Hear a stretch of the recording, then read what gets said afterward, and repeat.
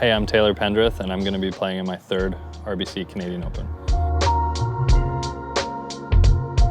So Taylor, I was looking at the record book and I was probably a little bit surprised to see that it has been so long. So with last year you were injured, and that's the reason why you missed the RBC Canadian Open at St. George's. So I got to imagine among the Canadians, you're probably itching the most to get back and play a national championship again. Is that fair? Yeah, I'm super excited.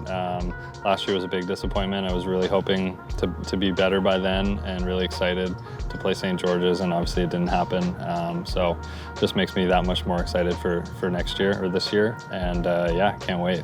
Just give us an update on your health, because you've battled a few different things over the years, but how are you feeling physically right now? All good, yeah, everything. Obviously last year was an interesting year, but took the time off to get healed and get right, and everything's been feeling great.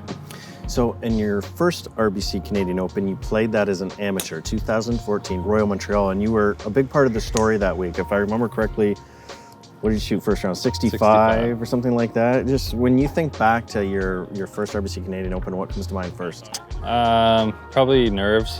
I was so super nervous. Obviously it's a huge event, and I forget what the week before was, but I wasn't playing very well, so I was extra nervous around all these big guys.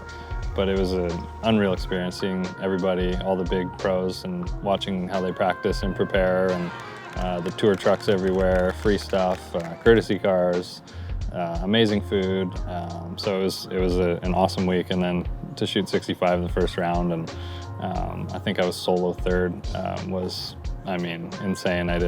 Couldn't have dreamt of that, but followed it up with a 75 because I was super nervous and slipped in there, but great experience and played well on the weekend. So the fans are always great, and really looking forward to getting back.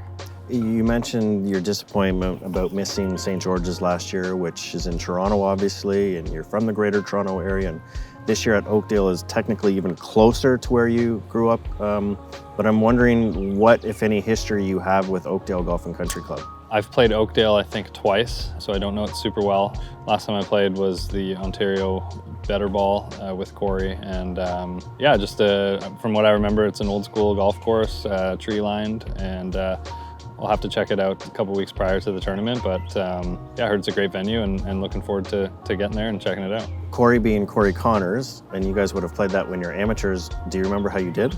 I think we shot like 5 or 6 under best ball, so not great, but I think we had a top 5. So there's somebody out there that can say that they beat Taylor Pendrith and Corey Connors at a better ball? Definitely. Okay, well, we got to track that people down. Oakdale will be the longest course in RBC Canadian Open history, so at first glance, that would seem to play to your advantages, but I mean, you have really worked hard on crafting an all-around game. You've worked hard on your putting and your wedge play. Just where are you at with your game right now? Yeah, game's coming along. I feel like I've had some decent weeks this year. Just haven't really put 4 solid rounds together. So I'm not quite where I want to be yet, but it's coming.